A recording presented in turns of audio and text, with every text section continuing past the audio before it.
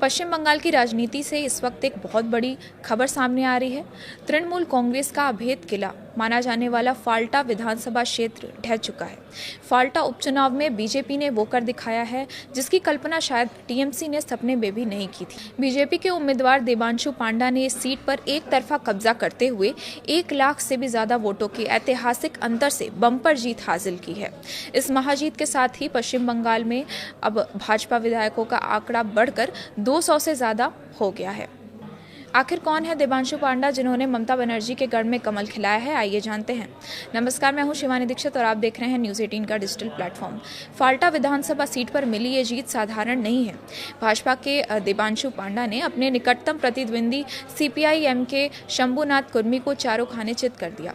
पांडा को जहां 1,40,000 से ज्यादा वोट मिले, वहीं कम्युनिस्ट पार्टी करीब 40,000 वोटों पर सिमट गई। सबसे हैरान करने वाली बात यह है कि सत्ताधारी दल टीएमसी इस दौड़ में चौथे नंबर पर खिसक गई है। आइए अब जान लेते हैं कि कौन है फाल्टा सीट से जीतने वाले देबांशु पांडा।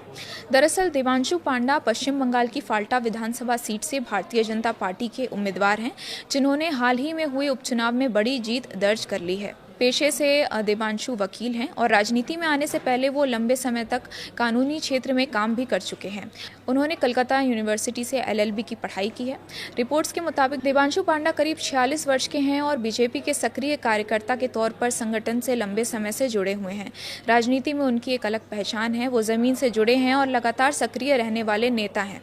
फाल्टा सीट पर हुए चुनाव में उन्होंने एक बड़ी उलटफेर करते हुए 1 लाख से ज्यादा वोटों के अंतर से जीत हासिल की है।